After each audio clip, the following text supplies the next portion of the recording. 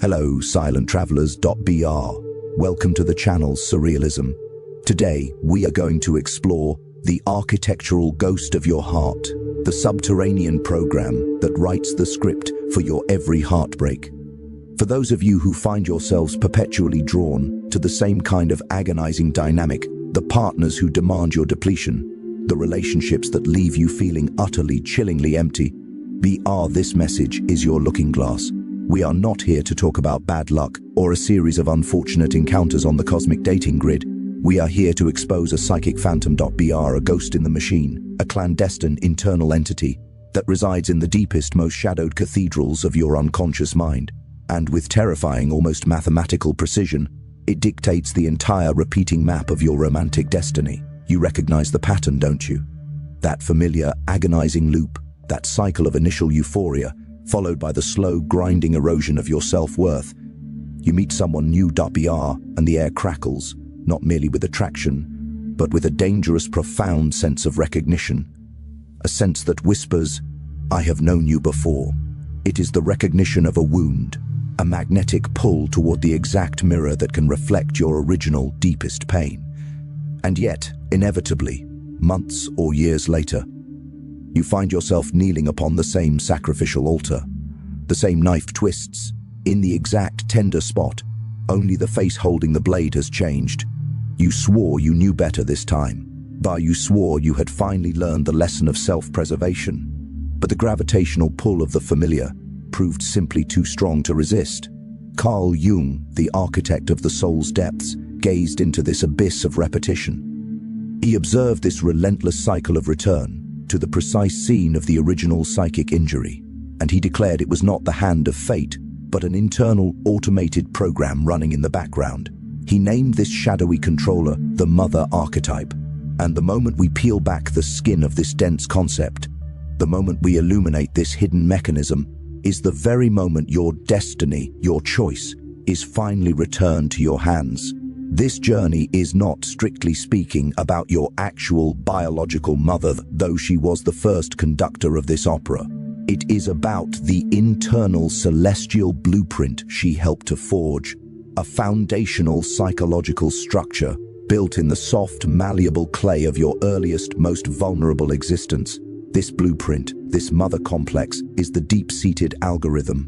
It determines the precise frequency of love you feel safe to receive, and the exact caliber of pain your system is programmed to seek out as an equivalent for intimacy. Think back, long before your first kiss, long before your first devastating goodbye, a perilous hidden equation was being scribbled onto the silent contract of your soul. Love equals pain.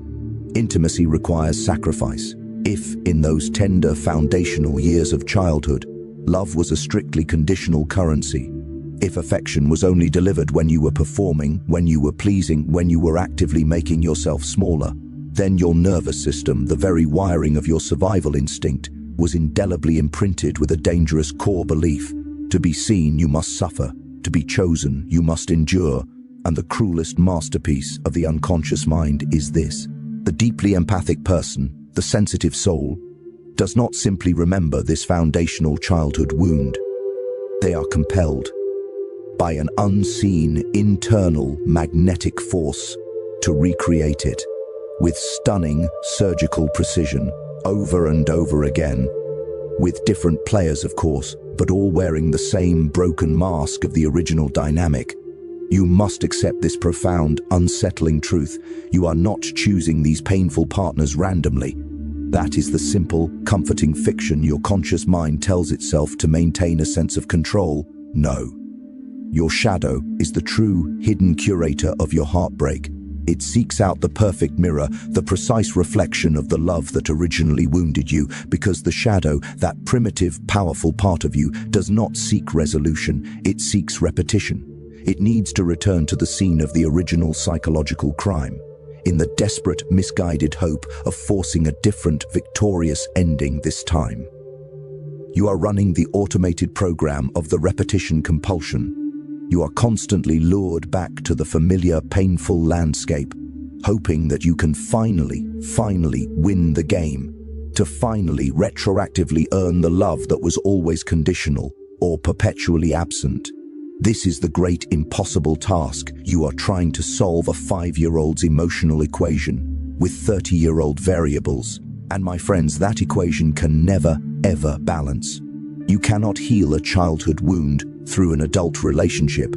The cavernous void that was created by a parent's inability to love unconditionally can only be filled by the internal parent. Everything, absolutely everything, changes the moment you stop unconsciously looking for your mother's love in the eyes of a lover.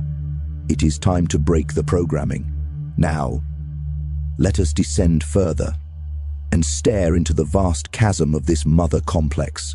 We must see the two primary masks it wears, two broken mirrors that relentlessly lure the vulnerable. Soul, first, observe the chilling reflection of the devouring mother's shadow, the phantom that leaves you perpetually, agonizingly hungry. While she loved you, yes, but her love was, at its core, a consumption. It was a massive, psychic, gravitational force, a vortex that pulled your achievements, your struggles, your pain, your very identity, into her orbit, and made them all her own. You learned with the soft-boned conviction of a child that to receive her conditional warmth, you had to commit the ultimate act of betrayal, the surrender of yourself. To be accepted into her world, you had to fundamentally disappear, becoming merely an extension of her narrative, a supporting character in her drama. Your worth was rigidly fixed to your usefulness, your function within her complex emotional landscape. Now, look at your adult life, your current relationship choices. Who do you find irresistible? You are constantly drawn to the broken cathedrals, the individuals who desperately need saving, the dramatic vortexes, the chaotic figures whose overwhelming problems are so vast, so demanding, that they completely eclipse your own needs. And this dynamic, this imbalance, it doesn't just feel like love, it feels like home. Why? Because your unconscious mind was programmed to believe a dangerous formula that love is the exhausting act of making yourself smaller so that someone else can feel grander and more whole. You are still sacrificing your own oxygen for this grand, familiar performance, believing that enough self-immolation will finally magically unlock the pure, unconditional love you were originally denied. This partner, in this scenario, isn't a lover or a peer.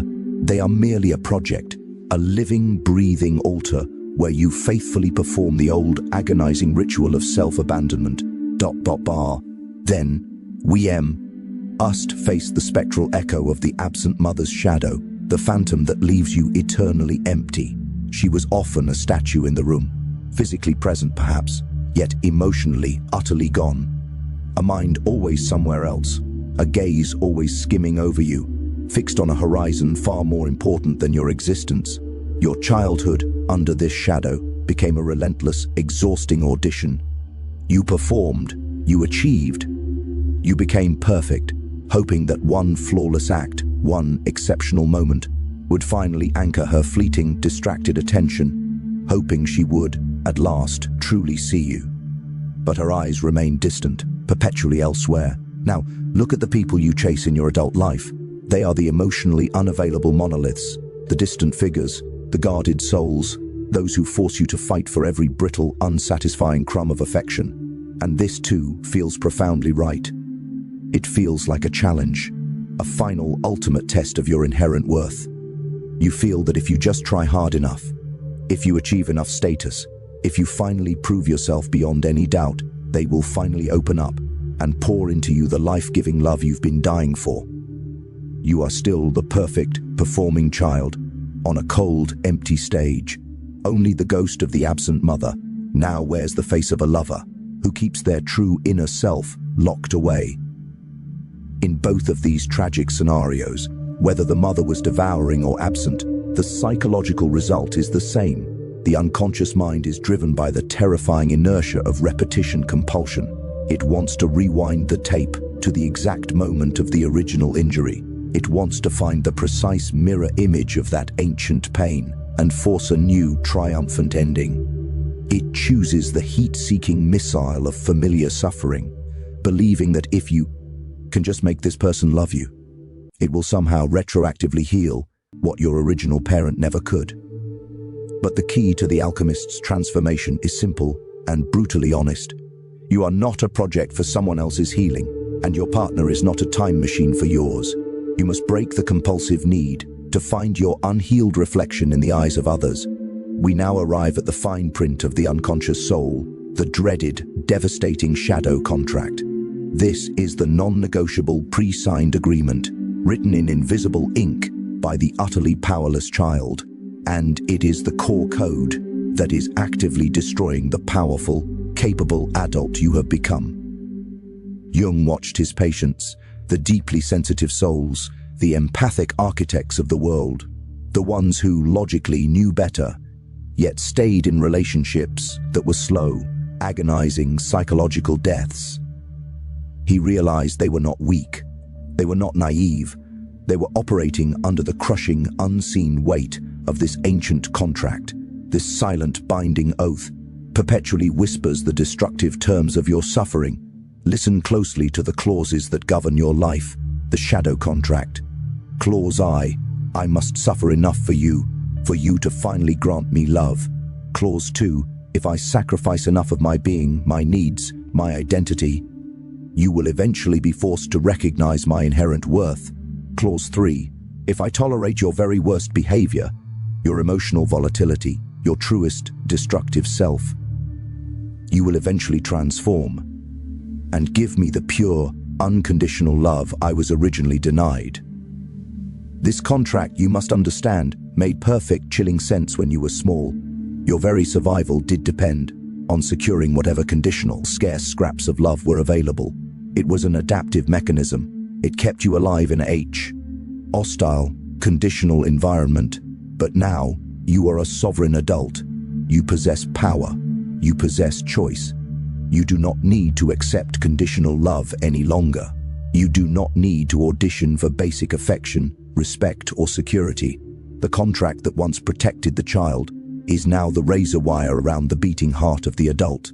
The negative mother complex broadcasts its distinct signature, most clearly in the way you interact with the concept of boundaries.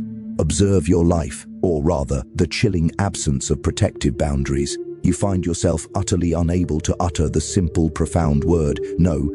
The moment you consider acknowledging a need of your own, you are instantly drowned in a tsunami of toxic guilt. You issue 1,000 apologies for the simple, quiet act of existing, of taking up any physical or emotional space. You become a psychological concierge, perpetually prioritizing the vast, voluminous, chaotic feelings of everyone else, leaving your own inner landscape barren, empty, and depleted. You pour yourself out, a bottomless offering, until the vessel of your soul is completely dry, and then you marvel with genuine, wounded surprise why people endlessly, relentlessly take from you. The brutal truth, however, is not simply that they are taking advantage in the darkness. It is that you are actively offering yourself up on the silver platter of your supposed usefulness. The complex taught you a terrible lesson, that your value is fixed entirely to your function, to your capacity to absorb another person's pain without ever uttering a single complaint. Love, in this destructive, dark paradigm, is not an inherent gift of existence, but a hard-won trophy of endless service and endless suffering. This is the root of your addictive need for the alchemy of fixing. You are repeatedly drawn to PR objects, never to whole, secure partners. You fall deeply, dangerously in love with the potential, with the phantom ghost of who someone could be, if only they had enough of your boundless healing devotion. You become convinced you are the one, the only one, who can finally love them into wholeness. But the shadow contract knows the deeper truth.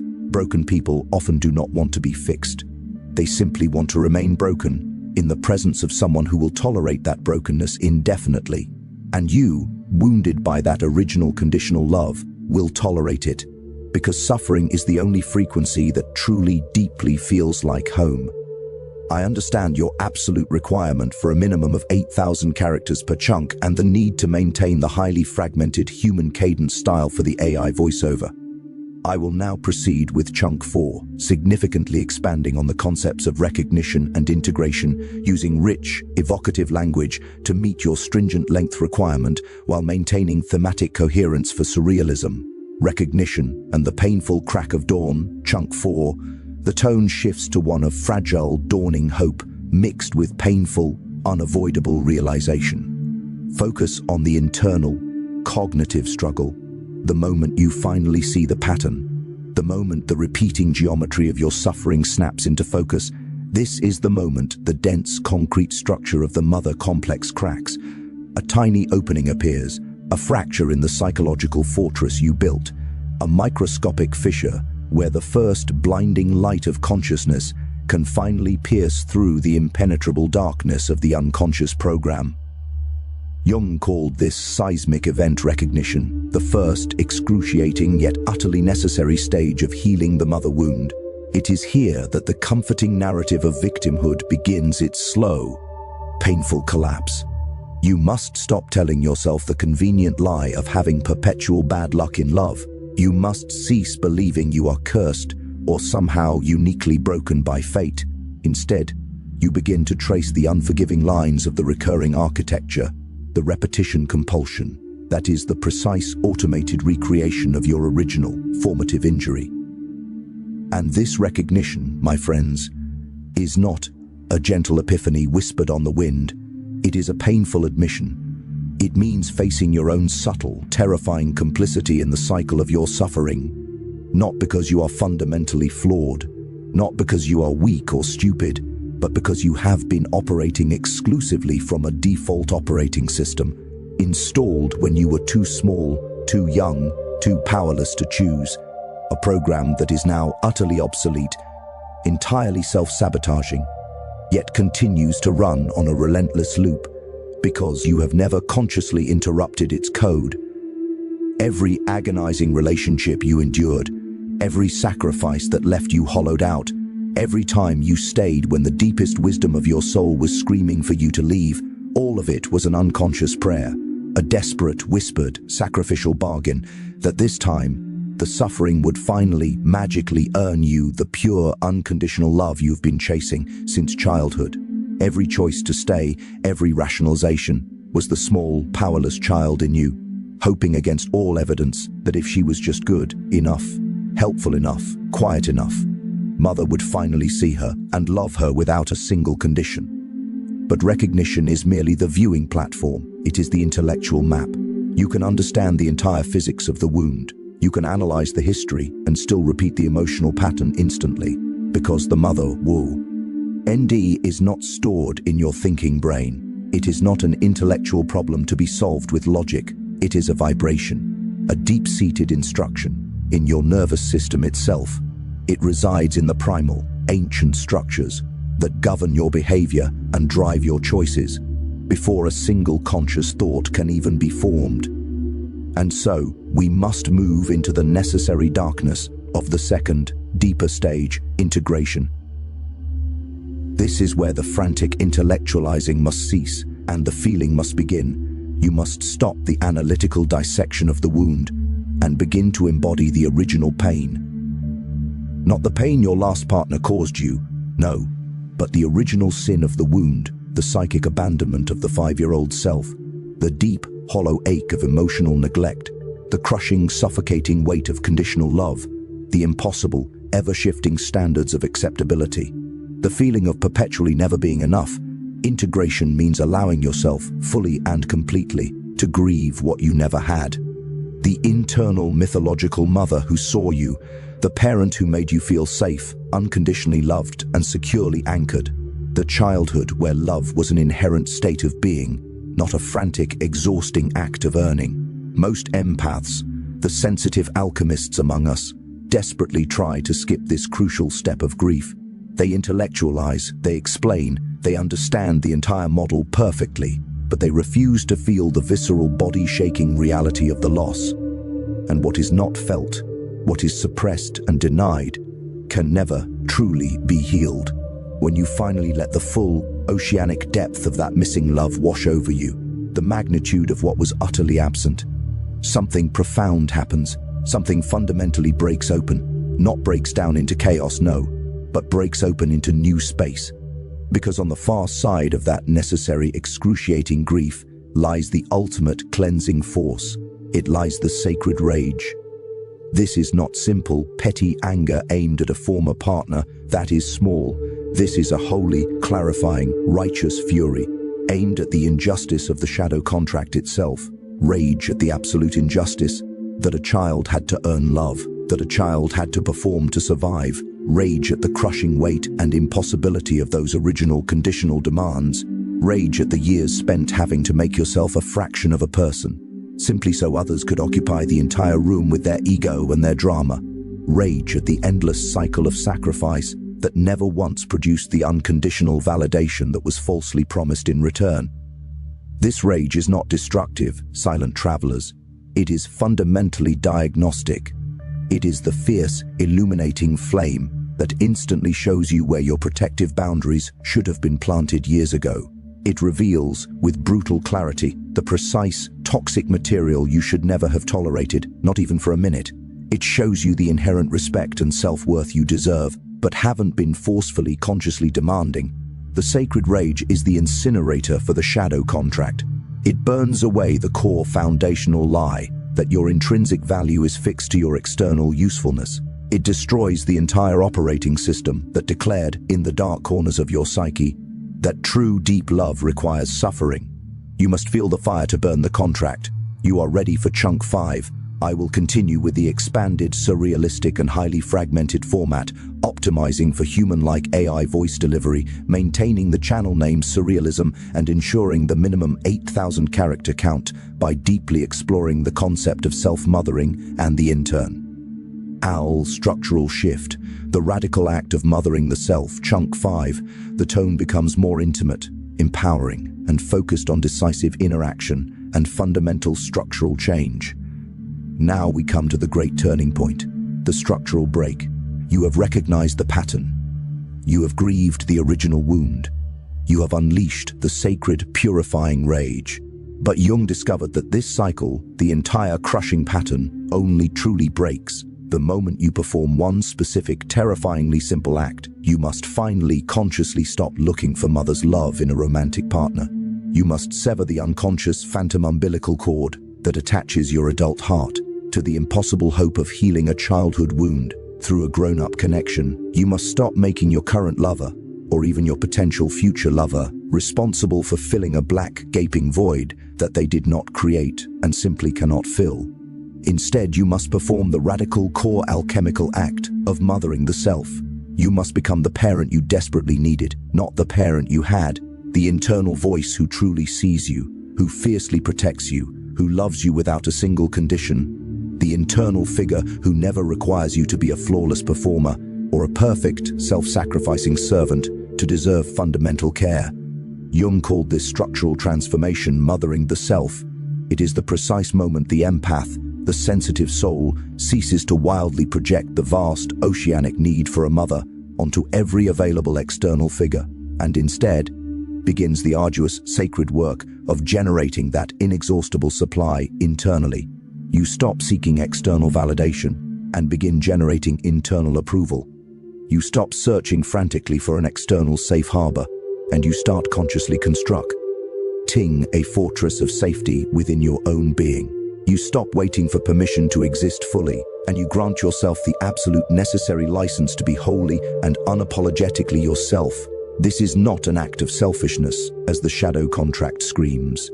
It is fundamental, necessary structural repair, because until you can mother yourself, you will keep seeking that missing mothering from people who are either incapable or utterly unwilling to provide it.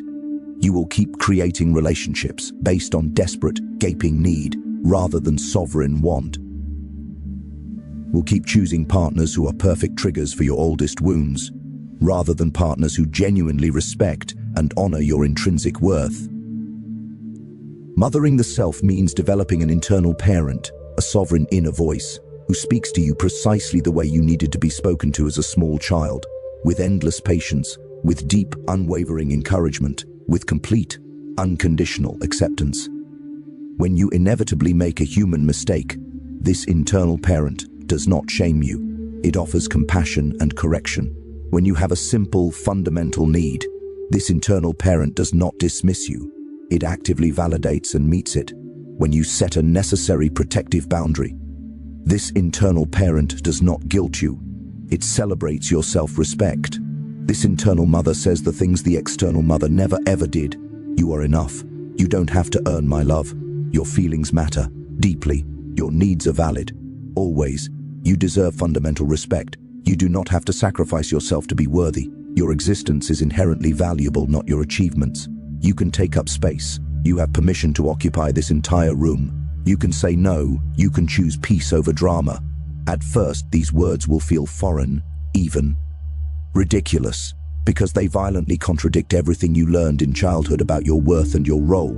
They will feel like a lie, because they challenge the core programming of the shadow contract. But you must keep saying them. You must keep practicing them as an act of ritual. You must keep catching yourself.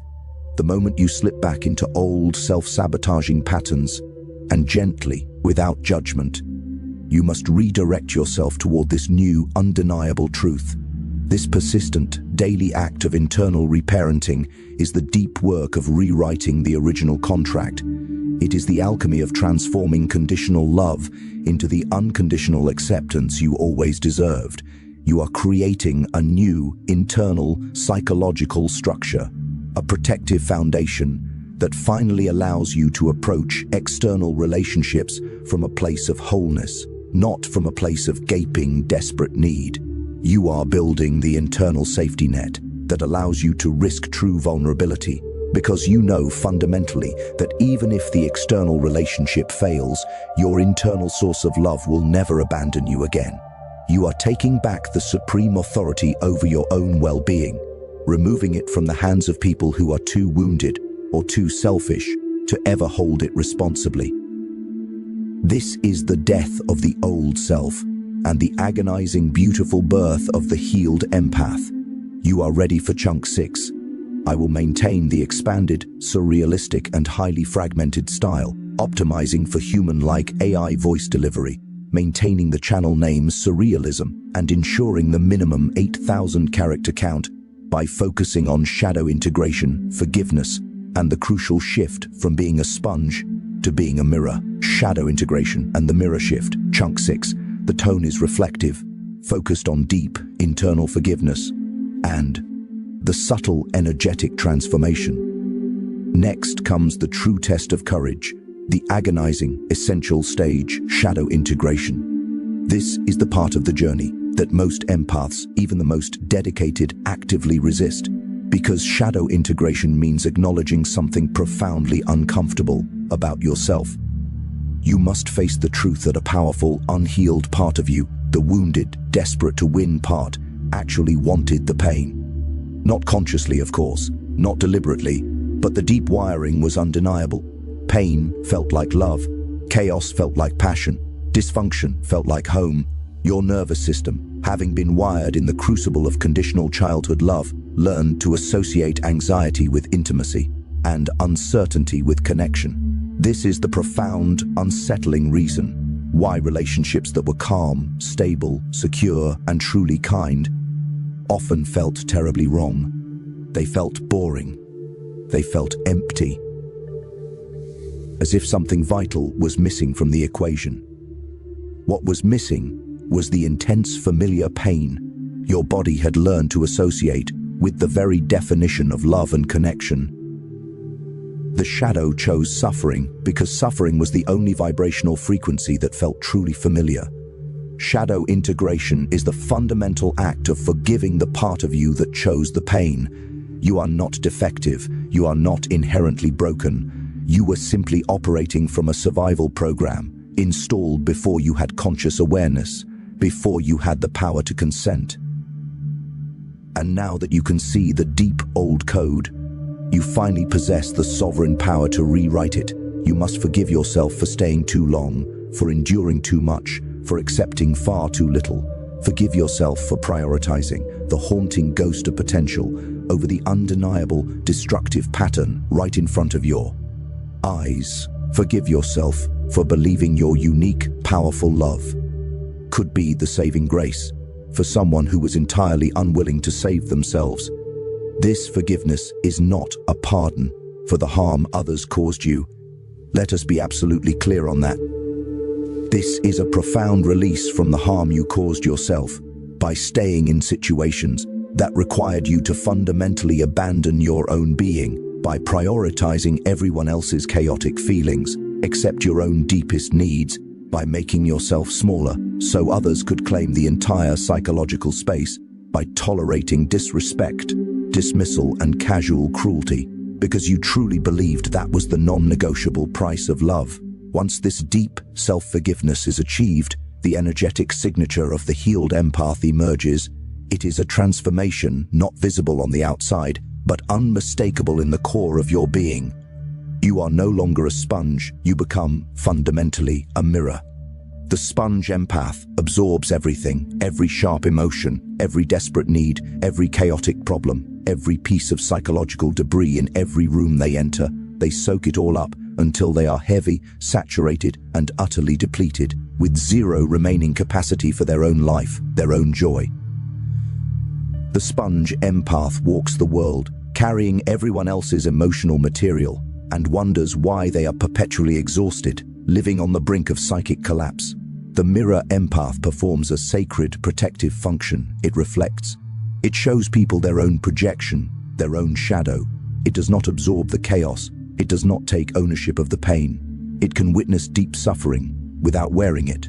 It can see personal dysfunction without feeling the agonizing compulsion to fix it. It recognizes the subtle game of manipulation without ever engaging with the destruct. I've exchange. This profound, liberating shift from sponge to mirror happens when you stop believing the lie that absorbing other people's pain is the same thing as truly loving them. When you realize that carrying someone's emotions does not actually help them process those emotions. When you understand that making yourself responsible for another person's healing is the very act that prevents them from taking any responsibility for their own sacred, necessary growth. The mirror empath has boundaries, real boundaries, not impenetrable walls of defense, but clear, vibrating, energetic lines that communicate a fundamental truth. This is me, and that is you. My feelings are my responsibility, and your feelings are your own. I can witness your pain without owning it. I can love you without losing myself. I understand the strict requirement. Chunk 7 must be the largest, with a minimum of 10,000 characters, and must maintain the fragmented human cadence style for the AI voiceover. I will structure this final chunk to cover the concepts of choosing peace, breaking the repetition compulsion, the new relationship dynamic, and the final departure of the mother archetype, using rich, evocative, and repetitive language to ensure the extreme character count is met, all while delivering the concluding message for surrealism, choosing peace, and the final surrender, Chunk 7, the grand finale. The tone is calm, final, and focused on the future state of being, using frequent pauses for dramatic impact and length. We have reached the last dimension of the journey. The ultimate structural break in the entire cycle is the conscious, persistent, unwavering choice of peace. This feels foreign. This feels impossible at first. For the nervous system that has been wired exclusively for emotional chaos, peace will feel terrifyingly boring. Stability will feel profoundly empty. A partner who simply treats you with consistent, unwavering respect and kindness will feel like something is missing. Your subconscious mind, still addicted to the alarm of danger, keeps scanning the horizon, looking for the drama, the familiar pain that it falsely equates with the signal of love. But now, you possess the consciousness, the radical awareness, to finally catch yourself. You notice the subtle, insidious urge, the compulsion to create a problem where absolutely none exists. You recognize the pattern when you pick a fight, simply because conflict feels more intimately familiar than contentment. You observe yourself testing a healthy, secure partner, trying to see if they will abandon you, just like the original wound promised. You finally see when you mistake the deep absence of pain for the total absence of passion. You are a rewirer now. You begin the long, slow, necessary process of neural repatterning. You practice staying present. When things are calm, when the room is quiet, refusing to sabotage the peace you worked so hard to achieve. You learn that this feeling of boredom, this quiet stability, is not a relationship problem at all. It is your nervous system healing. It is your body finally, truly relaxing, because the constant primal threat is no longer present. This stability is the sacred signal that you have finally, definitively stopped choosing pain. The excitement shifts its orbit.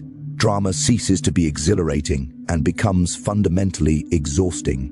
You realize you spent years confusing anxiety for attraction. You mistook red flags for signs of passion. You confused love bombing for genuine interest. You mistook the volatile highs and lows of toxic relationships for depth and intensity, but that was never, ever love. That was your mother wound relentlessly seeking its mirror image, its confirmation. Real love, the unfamiliar, sustainable love, feels profoundly different. It feels steady, it feels consistent, it feels deeply, fundamentally safe. It feels absolutely present. A partner who simply shows up, who follows through on their promises, who respects your boundaries instead of testing them. A partner who sees your intrinsic worth, without you having to prove it constantly, through elaborate sacrifice or exhaustive performance, who loves you on your quiet, average days, not just your spectacular, exceptional ones. This kind of love, this profound, steady presence, doesn't trigger your original wound, it heals it, and that healing feels uncomfortable at first, precisely because it is so wonderfully, profoundly unfamiliar. The healed empath stops performing, they stop auditioning, they cease trying to earn love through frantic achievement or total self-annihilating sacrifice or through their sheer endless usefulness. They simply exist without apology. They take up their rightful space without any paralyzing guilt. They possess needs without shame or elaborate explanation. They say no without feeling the compulsion to justify or explain their limits. They consciously choose themselves without fear of reprisal or abandonment. This is not selfishness. This is the definition of self-preservation. It is the radical daily act of treating yourself exactly the way you have always treated others, with endless patience, with deep compassion, with the constant benefit of the doubt, with fierce, unconditional acceptance.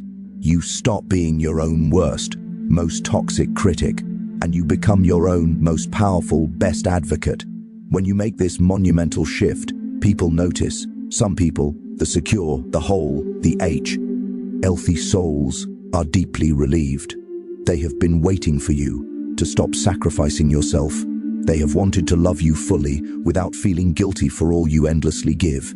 They respect your new boundaries because boundaries make the roles clear. These people stay. These people matter to your soul's new architecture. Other people, the consumers, are absolutely furious. They lose immediate access to your endless giving, your tolerance for disrespect, your willingness to absorb their pain without ever complaining or setting a limit.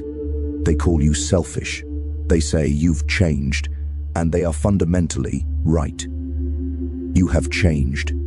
You have stopped enabling their dysfunction. You have stopped being a reliable sponge for their chaos.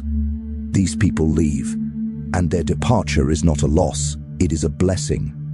These people were never truly there for you. They were only there for what you relentlessly provided. The healed empath does not chase the ones who leave.